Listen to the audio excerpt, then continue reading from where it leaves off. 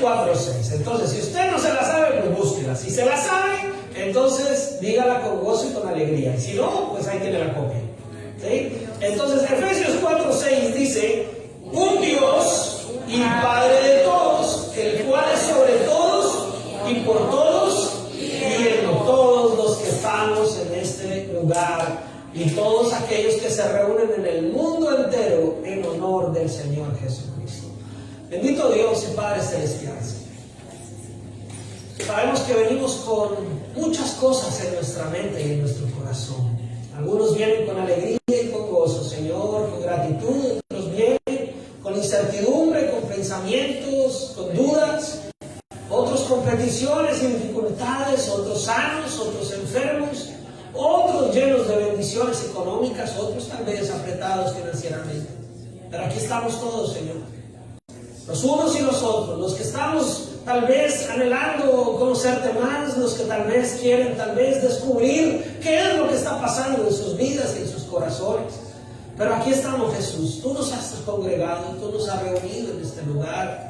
Y yo ahora te ruego a ti, Señor Jesucristo, que seas tú, Señor, quien envía a sus ángeles, Señor, y que no permitan, Señor, que ninguna distracción, que ninguna ansiedad, que ninguna preocupación vengan a robar, Señor, el momento en que tu palabra es, Señor, enviada a cada corazón, a cada vida. Padre Santo, que podamos, Señor, tener hoy esos corazones dispuestos, esas mentes, Señor, iluminadas, abiertas a tu palabra. Que hoy podamos entender, Señor, que tu palabra tiene poder, tiene vida. Y que eres tú, Señor, quien nos sostiene cada mañana, Padre. Gracias, bendito Rey. Señor, también te pido por mi vida, Jesús. Para que tú, Señor, me des, Señor, la sabiduría. Y que tú coloques tu palabra en mi boca, Señor. Y que seas tú, Señor, quien hable en esta mañana a tu iglesia, a tu pueblo, a tus hijos, a través de este, Señor, tu siervo. Tal vez inútil, tal vez útil, Señor, pero permíteme hacerlo, Señor, de la mejor manera, para gloria tuya. En el nombre de Cristo Jesús. Amén y amén. Dios le bendiga a mis hermanos. Amén. Amén. ¿Dispuestos a recibir la palabra del Señor? Amén. Oiga, yo sé que cada domingo como que les digo algo parecido, pero téngase, mi hermano, que hoy hay una palabra que va a transformar su vida. No porque yo lo diga ni lo estoy profetizando, sino porque la palabra tiene el poder para hacerlo, pero usted hoy necesita estar atento, pendiente, ¿sí? Dispuesta a recibir esa palabra del Señor. Durante este mes hemos visto 3 mensajes basados en la cita de Efesios, y uno de esos mensajes se llamó una identidad. Un mensaje, mis hermanos, que marcó la base de los 4 mensajes que tenemos este mes. Un Dios es nuestro segundo mensaje, y un Padre de todos concluimos hace 8 días. Hoy sellamos esta serie como haciéndole como un nudo, como cuando usted ya envolvió el tamal y lo ajustó y lo apretó. Hoy ya vamos a meter ese tamal espiritual en la olla, y que el fuego del Señor sea el que haga que ese tamal le nutra, le alimente espiritualmente. Amén. Entonces el mensaje de hoy se llama una medida, y vamos a ver qué significa eso. ¿Por qué el pastor? ¿Qué locura se le ocurrió al pastor? ¿Por qué puso eso ahí en nuestro boletín? ¿Por qué vamos a ver ese mensaje? Espero que esté bien atento, jóvenes y adultos, bien atentos al mensaje del Señor. ¿Qué es una medida? Entonces, mis hermanos, encontré una variedad innumerable de significados útiles para esta palabra en el diccionario común y corriente. Hay muchas definiciones acerca de qué es una medida. Le voy a leer solamente algunas de ellas.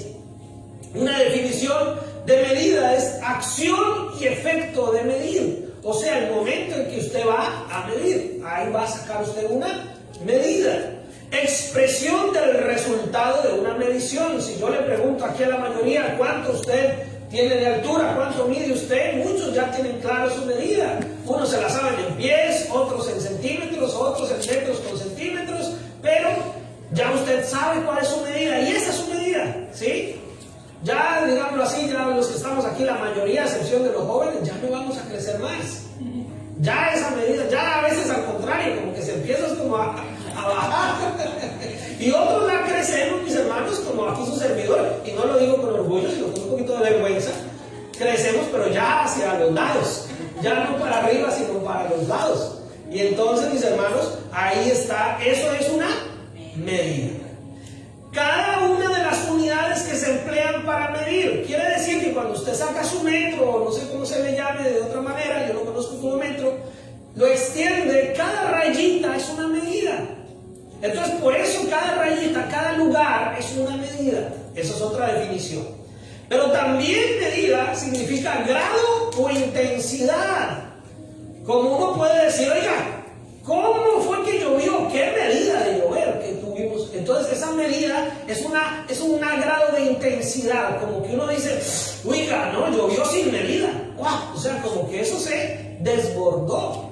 Y entonces ahí es una expresión. También medida habla acerca de cordura, prudencia, moderación. Como que uno le dice a la persona, váyase con cuidado, maneje con medida. Quiere decir que con precaución, conduzca con una manera de cordura, no vaya a cometer ninguna imprudencia. Esa es otra forma de usar esta palabra. Y también dice que medida es una disposición, una normativa o una decisión. Por decir algo, si usted en su casa le dice a sus hijos o a su familia o algo, dice, bueno, se nos acabó aquí, esto está muy desordenado, voy a tomar una medida. Hasta que no me ordenen este cuarto, no salimos al parque. Y entonces usted tomó, ¿qué? Una medida, tomó una decisión. Oiga, que se nos vino el COVID y hace un año estábamos aquí. ¿Qué tuvieron que hacer los gobernadores, los alcaldes? Tomar medidas, tomar unas medidas, decir, bueno, vamos a cerrar aquí, hacer esto. Eso es una medida. ¿Se da cuenta cuántas aplicaciones tiene esta palabra? Entonces, en conclusión, lo resumí así, o lo encontré resumido de esta manera. Una medida es comparar una cantidad con su unidad o algo no material con otra cosa, moderar las acciones o las palabras. En general, la medida nos sirve como una forma de tener una regla, una comparación, una forma de establecer un comparativo. ¿Sí? ¿Por qué usted mide 6 pies, o 5 pies, o 4 pies? Ya no voy a bajar más. ¿Sí? ¿Por qué usted mide eso? Porque se estableció que un pie equivale a tanto, y entonces si usted junta tantos pies, pues eso es lo que usted, ahí está. Esas son las medidas. Entonces eso es una comparación.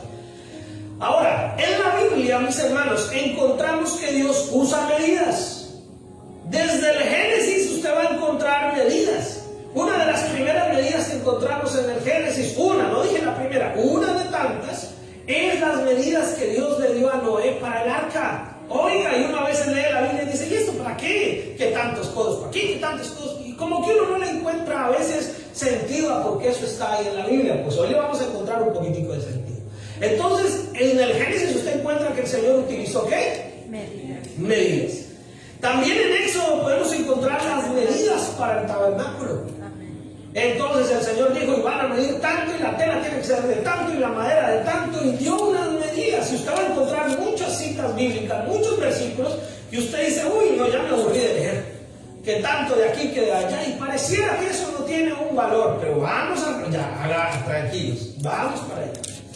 Y en Reyes y en Crónicas usted también encuentra las medidas para el templo que Dios le dio a David y a Salomón. Y vimos en Ezequiel, no hace muchos domingos acá, que Ezequiel en la visión vio que un varón, un ángel, un varón de Dios que midió que 1000 codos y lo fue entrando al río, midió otros 1000 y lo fue entrando. O sea, ya no lo voy a repetir, lo dijimos hace ya como 15 días. Entonces, mis hermanos, vamos a ver que a lo largo de toda la Biblia el Señor utiliza esta cuestión de las medidas.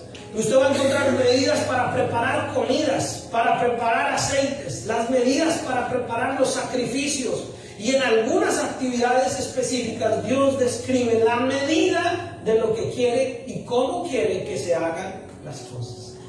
Wow, yo cuando preparo estos mensajes, mi hermano, créanme que soy el primero que quedo sorprendido. Y entonces vemos también en Proverbios, capítulo 20, verso 10, si lo ponemos ahí en pantalla, si usted lo quiere buscar o no, todavía solamente le estoy dando la base del mensaje de hoy. Entonces, en Proverbios 20, 10, y los que han seguido los devocionales, ya pasamos por ahí, Proverbios 20, 10 dice, pesa falsa y medida falsa, ambas cosas son ¿qué? Abominación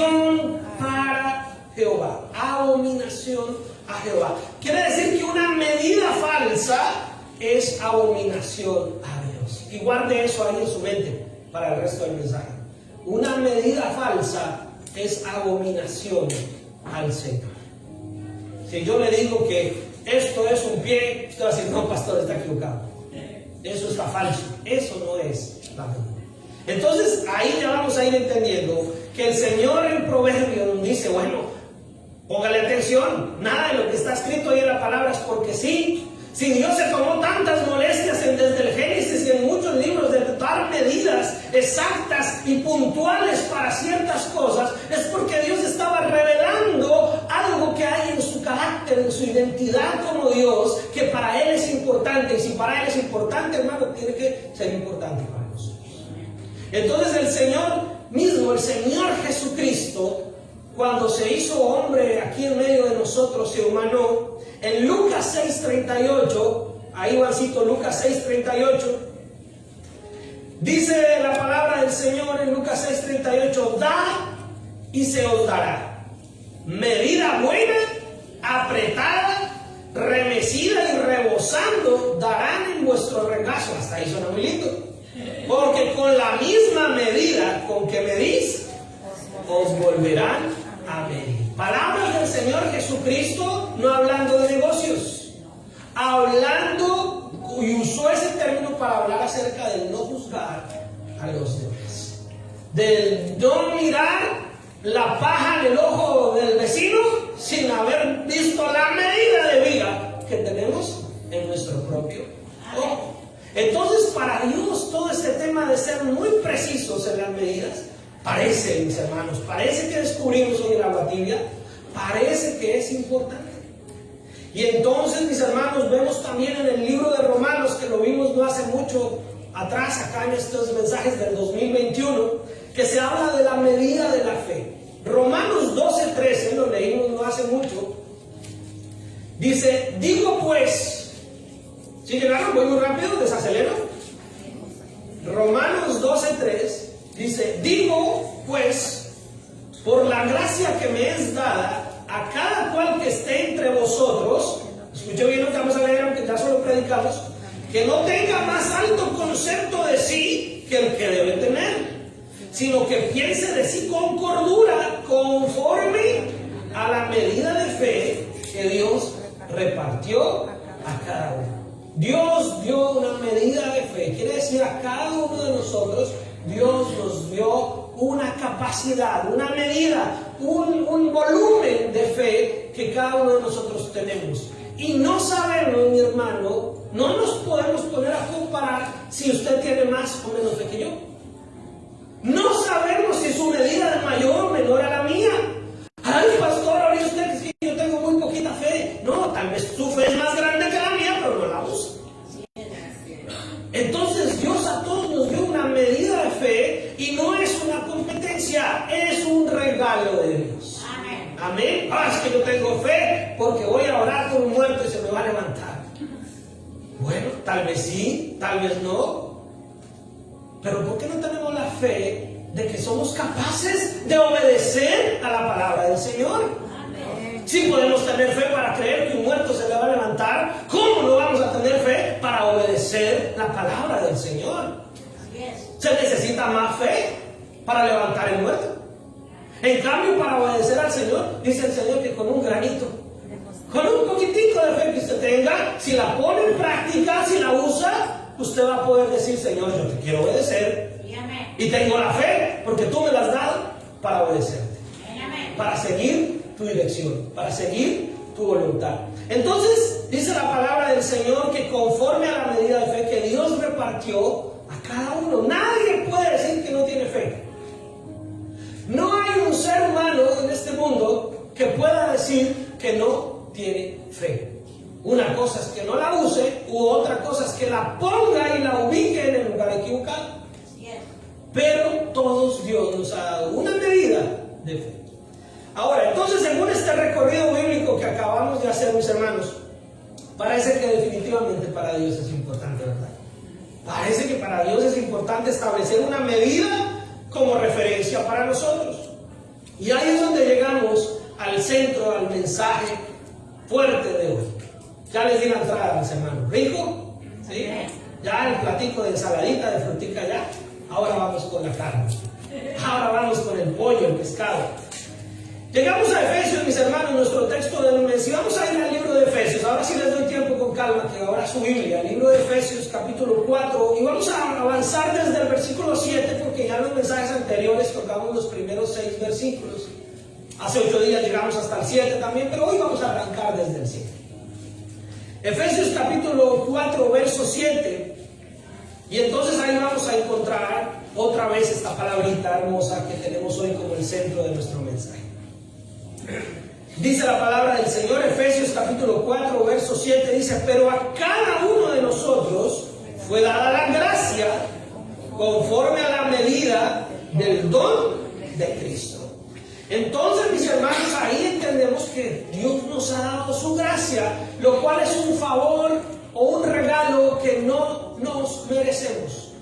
No hicimos nada para obtenerlo, no podemos hacer nada para obtenerlo, pero Dios, en su infinito amor y en su don de amor, en su capacidad, porque eso es lo que se refiere a la medida del don de Cristo, quiere decir a la medida de la generosidad de Dios. Y Dios no es un Dios escaso, mis hermanos. Dios no es un Dios que va a derramar ahí una gotica de gracia y de amor. No, Él abundó en gracia, abundó en amor sobre el pueblo, sobre la humanidad. Tanto abundó su gracia, mis hermanos, que la hizo notoria. ¿Cómo la hizo notoria? A través de su sangre derramada, mis hermanos. Esa gota, cada gota de sangre, mis hermanos, es ese don, esa generosidad, que hasta la última gota de su sangre fue derramada por nosotros. Cuán generoso es Dios, ¿verdad? Entonces dice la palabra del Señor que a cada uno de nosotros nos dio de su gracia conforme a la medida del don de Cristo, conforme a la medida de su generosidad. Ay, ¿será que Dios sí puede ayudarme en este problema? La medida del don de Dios es muy grande. Ahora, ¿realmente esa es tu principal situación, ese problema? ¿O solamente quieres que Dios se encargue con su bondad y su generosidad de ese problema, pero no quieres que su generosidad te cubra todo, te cubra toda y empieces a caminar como Él quiere que camines? Porque a veces solo queremos la generosidad de Dios, pero solo aquí, Señor, aquí, no más de ahí. Pero Dios quiere llenarte todo de su amor y de su generosidad y de su bondad. Entonces, el don de Dios es hermosamente grande. Lo primero que podemos entender que cuando Dios establece una medida es para nosotros, porque no entendemos, nosotros no estamos humanamente hechos capaces de comprender la dimensión y la grandeza de Él. No, hermano, no.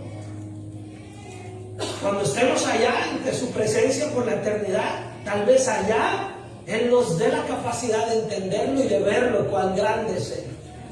Pero acá, hermano, a veces creemos que mi Dios es tan grande, pero como que nos llegó la mano hasta ahí, no podemos estirar más. Pero Él es más grande. Él es más grande. Cantamos cuán grande es Él, pero no lo sabemos. No sabemos cuál es la medida de la bondad, de la generosidad, del amor, de la grandeza, de la gracia de nuestro Señor. Qué hermosa es la Escritura. Dice la palabra del Señor en el verso 8, por lo cual dice: subiendo a lo alto, llevó cautiva la cautividad y dio dones a los hombres. Entonces ahí vemos que Dios es tan generoso y tan amoroso que dio dones a los hombres, a su pueblo. ¿Dio dones a la humanidad? Sí. Oiga, usted ve esos carros ahí andando, usted toma esos celulares, esas tablets, esos computadores, y usted no sabe que eso fue inventado por seres humanos. ¿Por qué? Porque Dios les dio una capacidad intelectual, una capacidad creativa, porque todo eso, ¿será tan malo todo eso? No, la capacidad creativa que Dios nos dio es un reflejo de la identidad de su creación en nosotros. El problema no es que tengamos la capacidad de crear, el problema es qué hacemos con lo que creamos. El problema no es que usted pueda acceder a tener un computador o una tablet o un celular, el problema es qué hace con él. El problema no es que usted pueda saber cómo funciona o no un vehículo y lo pueda manejar. No, el problema es para dónde va, para dónde agarra con ese carro. El problema no es que usted sea muy inteligente y pueda reparar, hacer, construir. El problema es con qué fin lo hace. hace? ¿Qué va a hacer con eso después de que lo construye? La creatividad Dios no la dio, pero entonces ahí es donde esa creatividad, esa inteligencia, esos dones que le dio a toda la humanidad, nos tiene que dar a nosotros el deseo de decir: Señor, ahora ya me diste los dones, la inteligencia, la creatividad, ahora dame la sabiduría para realmente hacer correctamente lo que tengo que hacer con esos dones. Por eso la sabiduría sí hay que empezar a pedirla, y el que esté escaso, pídala. Y dice también ahí la palabra del Señor que Él está generoso, que va a dar en abundancia. Entonces vemos ahí, mis hermanos, que Él le dio dones a los seres humanos. Pero aparte de eso, a su iglesia, a su pueblo, al pueblo de Israel le dio unos dones particulares, y ahora a nosotros como iglesia nos da unos dones adicionales que el mundo no tiene. Y entonces nos damos cuenta que la generosidad de Dios cada vez como que: uy, Señor, ¿y ahora yo qué hago con tanto que tú me has dado? Y ahí es donde viene el diablo, cochino mentiroso, a decirle: usted es un pobre, usted es una pobre, usted no tiene, usted no puede y usted no hace. Y entonces nos miramos al espejo: y yo, ¿cómo voy a salir adelante? ¿Y creerá que Dios me quiere usar porque yo tan insignificante? Bueno, la realidad es que no somos nosotros mismos lo suficientemente valiosos para hacer la obra de Dios. Pero precisamente el don de Dios y la gracia de Dios es que ya no somos suficientes en nosotros, sino en el regalo que Él nos dio. Y entonces usted se mira y usted dice: en mi humanidad sin Dios realmente no valgo nada. Pero ahora con Cristo yo no soy un pobre desvalido, tengo un Dios todopoderoso, tengo un Dios que me sostiene, tengo un Dios que me levanta. Aun si tu padre y tu madre te dejaren, con todo ese Dios grande y poderoso te levantará. Nuestra riqueza no está en nosotros como algo individual del ser humano. Nuestra riqueza está en la gracia de Dios. Entonces, ¿podemos no tener dólares en la cuenta? ¿Podemos no tener dólares debajo del colchón? ¿Podemos no tener dólares encaletados por allá entre la ropa? ¿Podemos no tener joyas y cosas por ahí? Pero si tienes a Cristo, eres millonario. Eres una persona realmente que lo tiene todo. No te va a hacer falta nada en esta vida. Saques el casé de lo material, aunque Dios bendice lo material. Pero cuando digo no te va a hacer falta nada en esta vida, es que vas a tener el gozo, la plenitud, la paciencia, el amor, la capacidad de amar, la capacidad de perdonar, la capacidad de avanzar, la capacidad de seguir a pesar de las adversidades de esta vida. Es una riqueza, mis hermanos, que no se puede medir, no hay medida, ni hay cómo meterla en una cuenta de banco. Es una riqueza que está más allá de nuestro entendimiento, pero que no la usamos. No la usamos porque no queremos. Ahora, él dice la palabra del Señor, verso 9. Y eso de que subió, ¿qué es? Sino que también había descendido primero a las partes más bajas de la tierra. No quiero aquí ahondar en el asunto, pero a veces se ha utilizado un poquitico en reversa este versículo. Aquí lo que está diciendo es que nos está diciendo: fíjese bien, lo voy a leer en la Nueva Traducción Viviente. Dice: fíjese bien, ascendió, sin duda, eso significa que Cristo también descendió a este mundo inferior. Quiere decir, ahí no está hablando exactamente, si muchos dicen: ahí se muestra que Jesús fue al infierno. Tal vez sí, tal vez no refleja la escritura de una manera literal. Pero lo que sí está estableciendo es que Él estaba en lo más alto y descendió y se hizo uno de nosotros. Y llegó a ser lo más aquí humillante. Un ser humano entre nosotros en una característica de hogar humilde. No tampoco en la indigencia, pero sí un hogar humilde, sencillo. Y se hizo uno de nosotros, y aún siendo uno de nosotros, terminó siendo visto como un reo, como un preso, como un condenado y enjuiciado a la peor muerte de ese tiempo, que era ir a la cruz. Entonces Él descendió de su estatus, de su lugar de Dios, de divinidad, de lo máximo, descendió a lo más bajo y se hizo uno de nosotros. Y entonces dice, fíjese que Él también volvió ¿a qué? su vida. No se quedó ahí. Nuestro Dios no está en una cruz. Nuestro Dios no está en una tumba. Nuestro Dios no está 3 metros bajo tierra. Nuestro Dios no está muerto, está vivo y reina y volvió a ascender a ese estado de divinidad, a ese estado de Dios grande y poderoso. Y esa es la garantía. ¿Qué medida tan grande podemos encontrar ahí? ¿Cuál será esa medida de divinidad? No la comprendo. Yo no la comprendo, hermano. Si me preguntan, le voy a tener que decir, no sé. Yo no sé cuál es esa medida tan enorme. Solo sé que es tan grande que yo quiero estar ahí cerquita. Yo quiero estar ahí. Y dice la palabra del Señor, el que descendió es el mismo que también subió por encima de todos los cielos. ¿Para qué? Para llenarlo todo. Él no descendió allá para decir, ay, ya, me zafé de estar allá, como dice la doña Florida, de la chusma. Ya no. Él al contrario ascendió para ahora con su divinidad, con su poder, llenarlo todo. A fin de llenar la totalidad del universo con su presencia. Que la gente, que la humanidad, que ya van a poder viajar a Marte, que ya van a empezar a salir las naves espaciales con tour de vacaciones de verano para Marte. Para la Luna, pues déjenme decir que allá no se va a poder escapar de la presencia de Dios. Allá no va a poder huir. No es que Dios está aquí en el planeta Tierra. En la plenitud lo llena todo el universo, porque es el Dios creador de los cielos, de la tierra, del universo y de todo lo que existe, mis hermanos. Amén.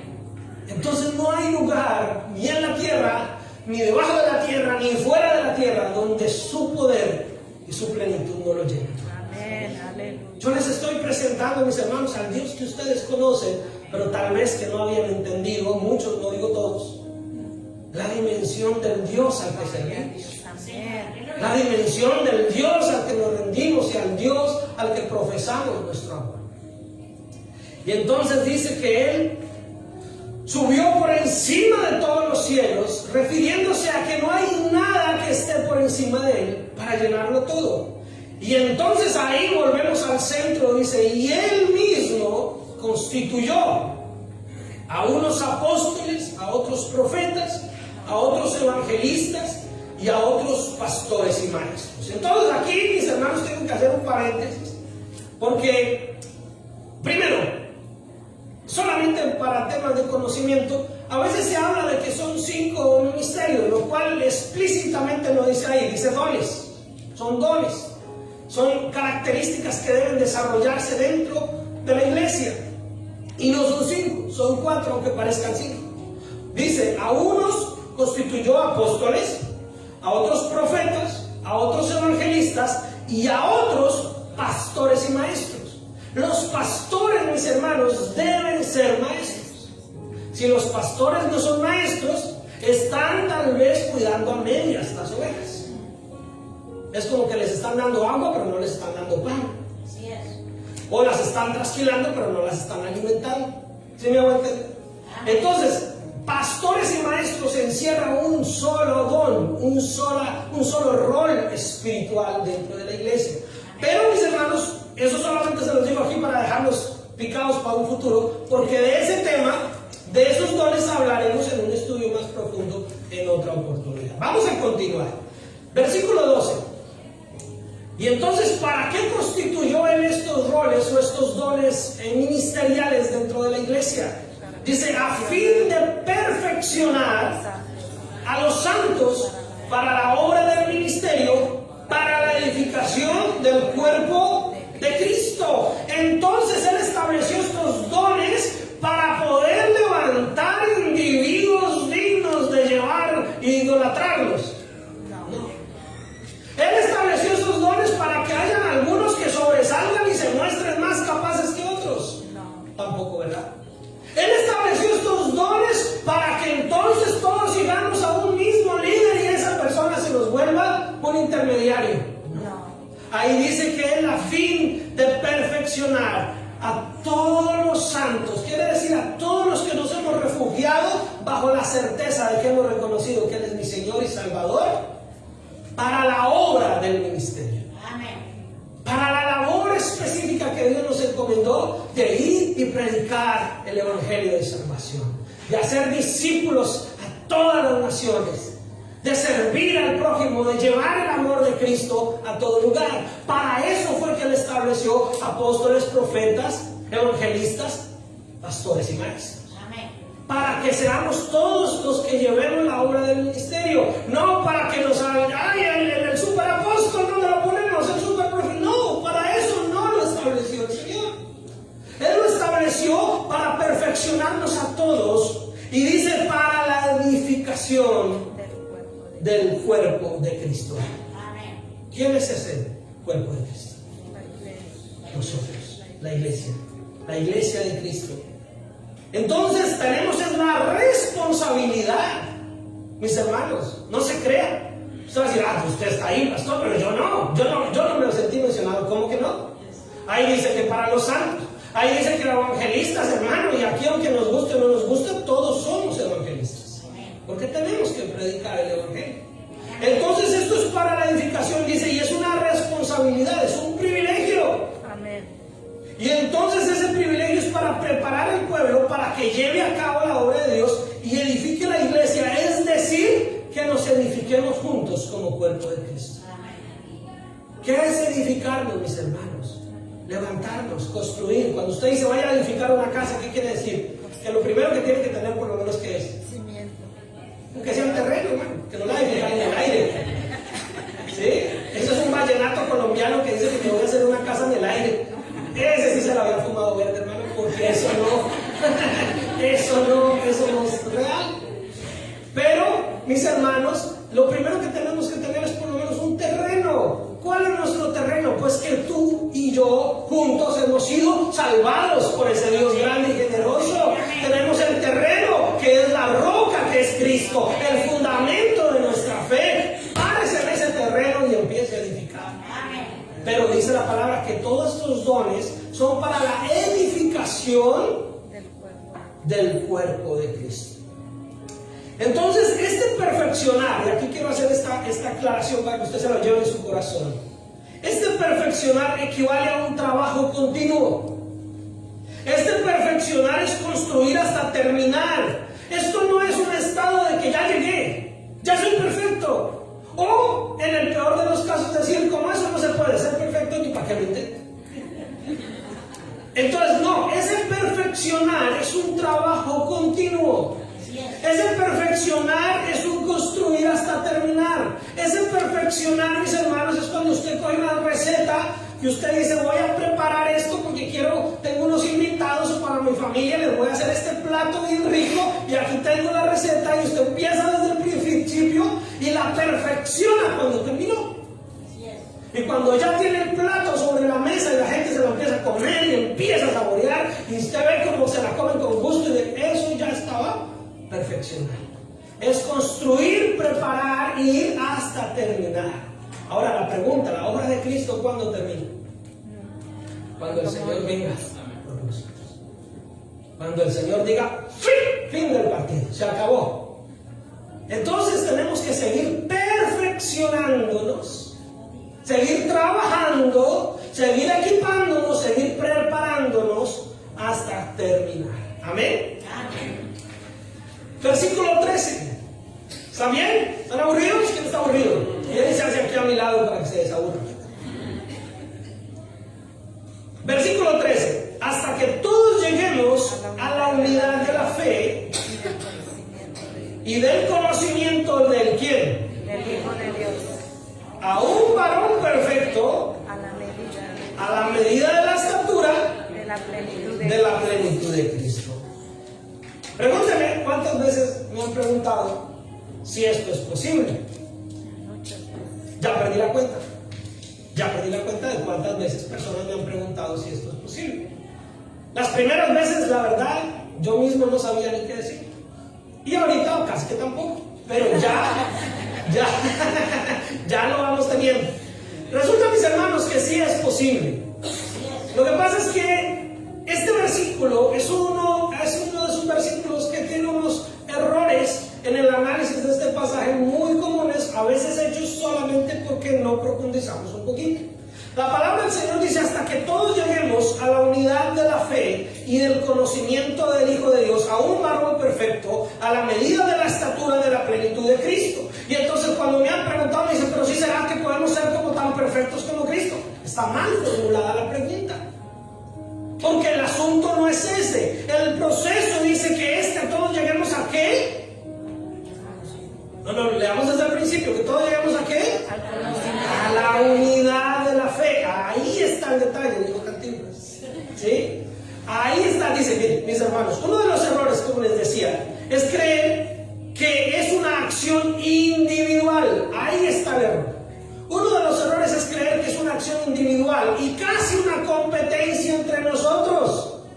Ay, como que usted sí tiene una estatura, no, casi que usted sí ya se parece a Cristo. En cambio usted como que no y usted como que sí. Y creemos que es una competencia individual, que es un ejercicio individual. Yo solito puedo alcanzar la estatura de Cristo, porque yo voy a ayunar, yo voy a orar, yo me voy a meter solo y yo no necesito de congregarme y yo no necesito de ir a la iglesia y yo no necesito que nadie me enseñe. Yo en mi casa doblo mis rodillas, 8 horas oro, leo 200 veces la Biblia y yo solito puedo alcanzar la estatura de Cristo.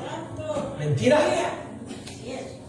Mentira, porque el versículo no está hablando de que usted individualmente puede alcanzar la estatura perfecta del varón de Cristo. El versículo está diciendo hasta que todos lleguemos a la unidad de la fe.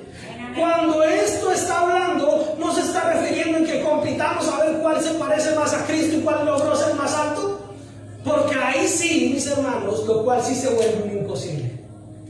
Ahí sí se nos vuelve un imposible. Si usted individualmente y como isla apartada o como rueda suelta del cuerpo de Cristo quiere parecerse a Cristo, ahí sí se le vuelve eso un imposible. Porque ni Cristo está suelto, Él está en la unidad del Trino, del Dios Trino. Y se hizo uno de nosotros y constituyó a sus discípulos como una unidad. Cuando un hombre y una mujer se casan, son uno. Esa unidad es que no hay individualismo, no hay egoísmo, no hay competencia de cómo yo soy mejor que usted y cómo yo puedo más que usted. Ahí es el error del versículo y por eso muchos dicen que eso no es posible. Eso no se puede tener la estatura de Cristo. Y entonces tienen razón si lo quieren conseguir individual, egoísta y competitivamente. Ahí están en lo cierto, no es posible. Pero si todos juntos llegamos a la unidad de fe, entonces la realidad ¿cuál es? Es que es un proceso en conjunto. Es un proceso en comunidad. Es un proceso en unidad. Hasta que todos lo alcancemos. Oiga, hermano, yo estoy aquí que grito o que lloro porque lo que le estoy diciendo es oro. Es algo así.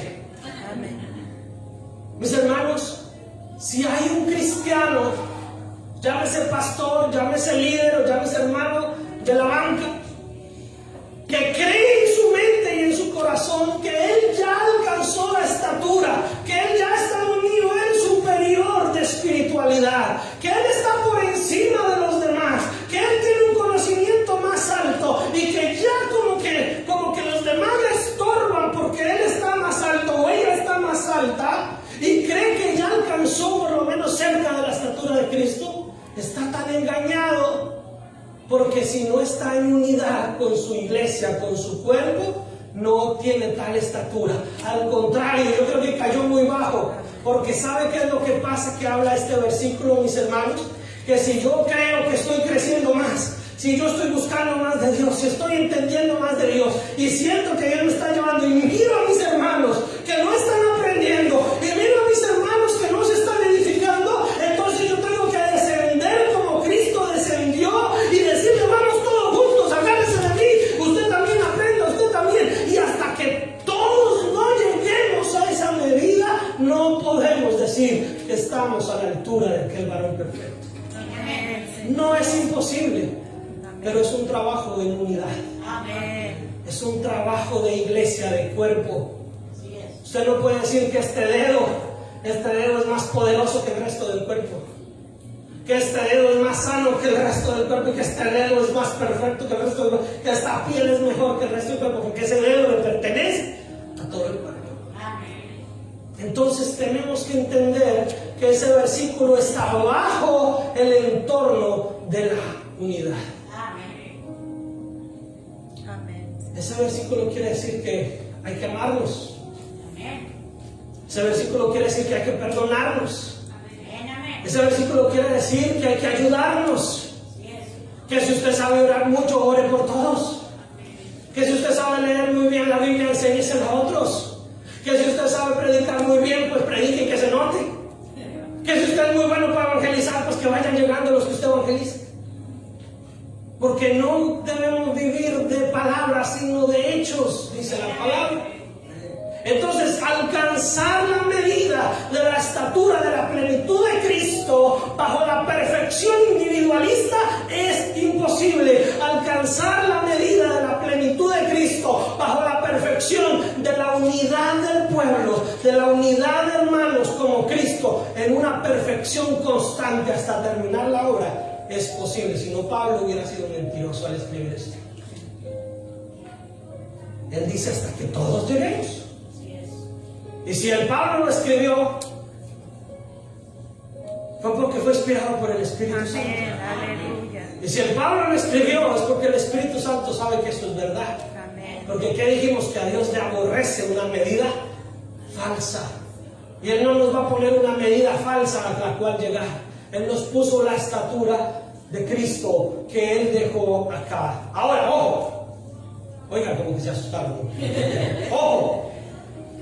Warning, presten atención.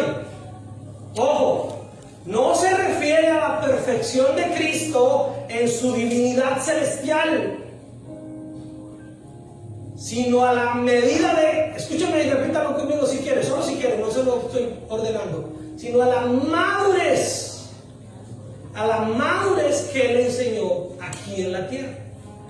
La perfección, a ese varón perfecto, a esa medida perfecta, no es la perfección o la divinidad celestial, porque de verdad que ahí sí no vamos a llegar nunca, ni en el cielo, ni muertos, ni en el cielo, ni en la eternidad vamos a llegar a la perfección de la divinidad celestial, porque solo Él es Dios. ¿Sí? A lo que se refiere es a la medida, al ejemplo de madurez que el terrenal y corporal y humanamente nos enseñó. Una madurez que le enseñó aquí en la tierra, a la cual sí podemos llegar, y otra vez lo repito, juntos. Porque si yo soy muy santo y no me junto con ustedes, pareciera muy maduro, pero no, un inmaduro total. La madurez espiritual es la que nos une, la que nos edifica, la que nos nutre, la que nos pone en sujeción los unos a los otros. La que encontramos ahí en los primeros versículos que leímos de Efesios, donde nos tenemos que soportar los unos en los otros con paciencia y en el amor de Cristo. Y esa unidad es perfecta. Y le voy a explicar más. ¿Sabe por qué? Ay, esto me parece tan bonito, hermanos. Porque juntos nos complementamos. Amén. Amén. Oye, hermano, espero que usted lo esté disfrutando. Amén. Juntos nos complementamos. Yo solo jamás seré perfecto a la medida de la estatura de Cristo. Pero cuando me junto con ustedes, sí, porque juntos nos complementamos. Y las deficiencias de David las complementamos entre todos. Y las deficiencias de Román las complementamos entre todos. Y las deficiencias de Gustavo las complementamos entre todos. Y las deficiencias de Mónica las complementamos entre todos. Porque la unidad de la iglesia es como la unidad de Cristo en sí mismo, un Dios, Dios Padre, Dios Hijo y Dios Espíritu Santo. Es como la unidad del matrimonio, ese hombre y esa mujer es complemento. Y la unidad para tener la estatura de aquel varón perfecto es la unidad en la que nos complementamos como iglesia. Ay, pastor, ¿por qué insisten tanto en congregarse? Si solitos en la casa podemos cada uno. Hermano, porque nos necesitamos complementar. Usted en su casa solito puede orar solito, leer solito, ver videos solitos, ver predicaciones solito, aprender solito, decirse cuánto sabe ahora, echarse usted mismo el espaldarazo, decir qué bueno soy, cómo soy de excelente, y usted se puede decir todo lo que quiera, pero hasta que no se relacione y tenga que amar, perdonar, y tenga que pisarse el callo y dejar que se lo pisen, ahí es donde vas a ver si realmente todo ese conocimiento que tiene acá, realmente lo tiene acá y lo puede expresar. Así es. Y lo puede decir. Amén. Vivimos tiempos complejos, mis hermanos, porque creemos que el Evangelio es un tema intelectual. Creemos que el Evangelio es un tema de llenarnos de conocimiento, pero aunque ese conocimiento es necesario, es un tema de complementarnos juntos, de estar en unidad, de amarnos verdaderamente los unos a los otros, de soportarnos, hermanos, de soportarnos. Es que esa es la palabra, soportarnos. Que usted se aguante a este cabezón, hermano, eso es duro. Dígale a mi esposa, pregúntele a él, ¿verdad que no es fácil? Que ustedes me aguanten, me soporten. Y que nos soportemos los unos a los otros en el amor de Cristo. Oiga, eso se parece a la perfección que Cristo nos muestra. Que Pablo le dice a los efesios, oiga, hasta que todos lleguemos a la unidad de fe y del conocimiento del Hijo de Dios, a un varón perfecto, a la medida de la estatura de la plenitud de Cristo, hasta que todos completemos la medida. ¿Y cuándo la vamos a complementar? Pues tenemos que estar pendientes, hermano. ¿Usted qué le falta? Venga, hermano, ayude, venga al barismo, vamos al devocional, vamos al discipulado, vámonos para la iglesia. Es que estoy desanimado, venga, yo lo cargo y lleguemos juntos, pero no nos podemos rendir espiritualmente y decir, pues allá usted, pues a mí qué me importa, porque yo ya soy muy grande espiritualmente, pues si usted no quiere, yo sí. Y entonces, esa es la medida de Cristo, no, es la medida del servicio. El que quiera ser el mayor, tiene que ser el menor. sírvale. Amén. El que crea que ya tiene la estatura de Cristo individualmente, entonces humíllese y descienda como Cristo y levante a los demás. El que se crea ya muy erudito, muy ungido, muy superapóstol, que se baje de su curubito y empiece a ayudar, y empiece a servir, y empiece a levantar, y empiece a que todos crezcamos, y que después nos pueda mirar el mundo y diga, ya cuál es el mayor, y todos a una voz podamos decir Cristo. Amén. Porque ninguno va a sobresalir. ¿Sabe? Esto no lo tenía preparado, pero el Espíritu Santo lo pone en mi cabeza. Cuando escogieron el primer rey de Israel, se podía mirar a todos los hombres y la cabeza de Saúl sobresalía. Todos tenían más o menos la misma estatura, pero Saúl sobresalía. Y el pueblo dijo, ese es el rey. Pero ¿qué pasó con ese Saúl? Dios lo desechó. Estaba tan alto que el que está sobre el golpe fue fuerte. Pero cuando nos puedan mirar a todos como un pueblo y ninguna cabeza sobresalga, entonces dicen, bueno, ¿quién es su líder? Podamos decir Cristo. Amén. Él es el Aleluya. pastor. Él es nuestro Dios.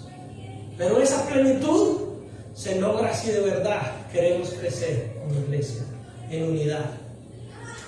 Versículo 14. Para que ya no seamos ¿qué? Entonces, ¿para qué toda esta predicación donde el pastor aquí casi se descuadernó y se le salió la camisa? ¿Para qué? ¿Para qué todo esto, mis hermanos? ¿Para qué entender los dones? ¿Para qué entender la medida? ¿Para qué entender que sí, juntos podemos alcanzar la estatura de aquel varón perfecto? ¿Para qué? Para que ya no seamos Para que no seamos niños fluctuantes, llevados por doquiera de todo viento de doctrina, por estratagema de hombres para enseñar emplean con astucia las artimañas del error. Muy lindo como suena la Reina Valera, pero la mitad de aquí quedamos en las mismas. La Nueva Traducción Viviente dice, entonces, el mismo versículo 14, entonces ya no seremos inmaduros como los niños. No seremos arrastrados de un lado a otro ni empujados por cualquier corriente de nuevas enseñanzas. No nos dejaremos llevar por personas que intenten engañarnos con mentiras tan hábiles que parezcan la verdad. Ahora sí, ya el resto que no había entendido, ya creo que entendí. ¿Verdad? Es que la Reina Valera está en un lenguaje de ese español de España antiguo, muy poético, muy bonito, pero a veces quedamos a la mitad. Porque utiliza palabras que ya no están en uso. No es porque esté diciendo mal las cosas, Es que utiliza palabras como estratagema de hombres. ¿Qué es estratagema, pastor? ¿Eso con qué se come? ¿Parecido a la mermelada para echarle al pan? No. Estratagema quiere decir engañarnos con mentiras tan hábiles que parezcan la verdad. Entonces, ¿para qué todo este deseo de crecer juntos, de edificarnos juntos, de estar en unidad, de juntos buscar la medida de Cristo? Para que ninguno sea engañado. Para que no seamos, ¿qué? Inmaduros, mis hermanos. Ay, esa palabra, ¿cómo talla? ¿Cómo duele? Porque creemos que la madurez es cada vez que estamos un feliz cumpleaños y nos dicen las mañanitas y entonces como que ya cumplí otro año más, quiere decir que estoy madurando. Pero déjenme decirles que no.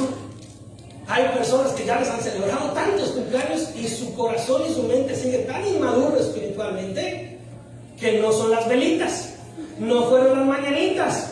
Es la presencia de Dios en la persona que busca crecer a la estatura del varón perfecto que es Cristo Jesús en unidad. Tengo que repetirlo porque si no de pronto se nos va. En unidad, no individualmente, no egoístamente, no competitivamente, en unidad. Amén. Y entonces dice, sino que siguiendo que la verdad en amor, crezcamos en todo. Crezcamos, mis hermanos. Tenemos que crecer. Tenemos que crecer, mis hermanos. Sea que me crea a mí, o sea que se crea a usted mismo, o sea que se lo repita, o sea que no se lo repita. Tenemos que crecer. No podemos seguir estancados. No podemos seguir en la orilla del río con el agua hasta los tobillos. La medida del varón son otros 1000 codos.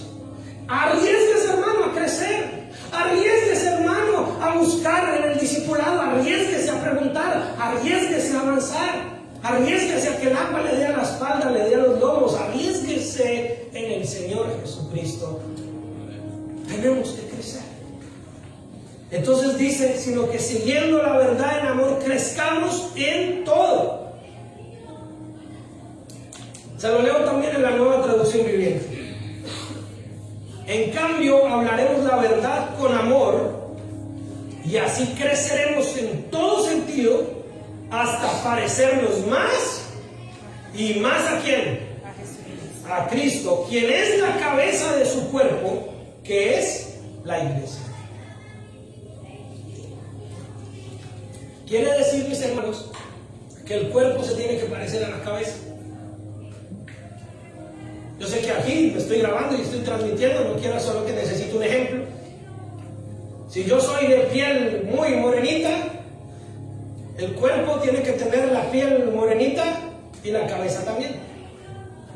No puedo ser de piel blanca para abajo, del cuello para abajo y de arriba morenita. ¿Verdad? ¿Cierto que no? Si usted es de tez blanca, es blanco. Si es de tez trigueñito, es trigueñito, de la cabeza a los pies. Por ahí las palmas son las que a veces se salvan. ¿Qué quiere decir? Que el cuerpo se tiene que parecer a la cabeza. Entonces, si somos el cuerpo de Cristo, nos tenemos que parecer a Cristo, quien es la cabeza de su cuerpo, que es la iglesia. Versículo 16. De quien todo el cuerpo, sea usted y yo, bien concertado. Mire que ahí dice bien concertado. No dice ahí unido ahí a las patadas, no, sino bien concertado y unido entre sí por todas las coyunturas que se ayudan mutuamente, mis hermanos. ¿Se dan cuenta que el versículo 13 que leímos no está fuera de contexto? El versículo no está para hablar individualmente. Todo el pasaje está hablando en unidad, en comunidad, colectivamente, como cuerpo, como iglesia, como juntos, como hermanos. Y entonces ahí dice, de quien todo el cuerpo bien concertado y unido entre sí por todas las coyunturas que se ayudan mutuamente, según la actividad propia de cada miembro, recibe su crecimiento para ir edificándose, ¿qué? En amor. Ay, hermano, estoy sudando y no es del calor. Esta es la emoción. De que si aquí 1, 2, 3, 10, 20, ojalá todos nos aferramos aferramos a crecer en esta palabra, créame que la gloria del Señor se verá reflejada en este lugar. De una manera tal vez que nunca nos hubiéramos imaginado. Cuando dejemos el egoísmo, el individualismo, la competitividad, cuando dejemos tanto individualismo y tanto yo, y empezamos a decir nosotros, juntos, en unidad, ayudándonos mutuamente, según la actividad propia de cada miembro. Cada uno tiene una labor, un papel, unos dones, unos talentos, unas habilidades. Él hace que todo el cuerpo encaje perfectamente y cada parte, al cumplir con su función específica, ayuda a que las demás se desarrollen y entonces todo el cuerpo crece y está sano y lleno de amor. No necesitamos, mis hermanos, los unos a los otros. No necesitamos. Y ese necesitarnos no es un motivo de, ay, me tocó decirle al hermano, me tocó decirle al pastor. No, es que nos necesitamos, nos amamos. No vivas más tu vida cristiana solo. No vivas más tu vida cristiana ya yo con yo, y yo sabré, y yo diré, y yo. Vive tu vida cristiana en el cuerpo, unido, con que tú seas una coyuntura del cuerpo forjado, dice, bien concertado y unido entre sí por todas las coyunturas. Coyunturas son estas uniones, esas articulaciones, esto, mis hermanos. Si eso no está unido con los tendones, con los músculos, con los huesos, yo no soy médico ni sé de biología, pero sé que todo el cuerpo está unido. Y todos aquí tenemos que estar unidos en el amor de Cristo, creciendo, edificándonos los unos a los otros. Pastor, no me pise el callo. Lo amo, mi hermano. Me toca pisar el callo. Me toca decirle, hermano, hermana, eso que está ahí le está quedando como fejito en su cara, en su cuerpo. Estoy hablando en términos espirituales. Hermano, me toca decirle, hermano, que tenemos que cambiar eso, que tenemos que arreglar eso. ¿Por qué? Porque necesitamos que todos lleguemos a esa unidad de fe, a esa estatura de Cristo. Necesitamos. Y cuando usted entiende eso, usted también puede decir, ¿sabe qué, pastor, hermano? He guardado esto por tanto tiempo. Sigo sintiendo un odio aquí por tal y tal situación. Estoy que oro por tal persona. Y entonces juntos en unidad nos edificamos y miramos cómo nos ayudamos mutuamente, cómo sanamos nuestros corazones, cómo nos levantamos en el amor de Cristo y cómo crecemos como iglesia, como cuerpo, a la estatura y llegar a ser igualitos a la cabeza, que es nuestro Señor Jesucristo. Amén. Así que sí se puede, mis hermanos. No se deje asustar por las palabras a veces. Sí se puede alcanzar la perfección y la perfecta unidad de aquel varón perfecto llamado Cristo. Pero la realidad es que no se puede hacer individualmente, egoístamente. No se puede hacer por allá escondido en un monasterio. Eso ya se probó y no funcionó. Eso ya está probado. Mis hermanos. Muchos quisieron alcanzar por allá en la época de la Edad Media, muchos quisieron alcanzar la iluminación espiritual y se llevaron por allá lejos a un monasterio y se dieron cuenta que no lo lograron y tuvieron que volver a unirse en comunidad, porque no se puede, porque la perfección del Evangelio radica en el amar a Dios con todo tu corazón, con toda tu alma, con todas tus fuerzas, con todo tu ser, y amar al prójimo como a ti mismo. Así que no puedes cumplir la primera parte allá solito, Señor, estoy aquí solito amándote a ti. Y el Señor dice, bien lo haces, hijo. Ahora ve y haz lo mismo con tu prójimo. No, déjame aquí solito. Y entonces esa parte, si no se cumple, no cumplimos todo el mandamiento. Tenemos que amar a Dios y amar al prójimo. No podemos evadir ninguna parte. Amén. Padre Celestial, Señor, te damos gracias. Damos gracias, Señor, por esta hermosa mañana, bendito Rey.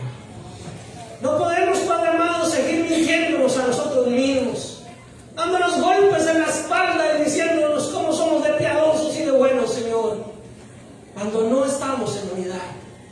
Cuando queremos individualmente hacer las cosas a nuestra manera y crecer solitos, Señor, sin buscar hacer parte del cuerpo, Señor.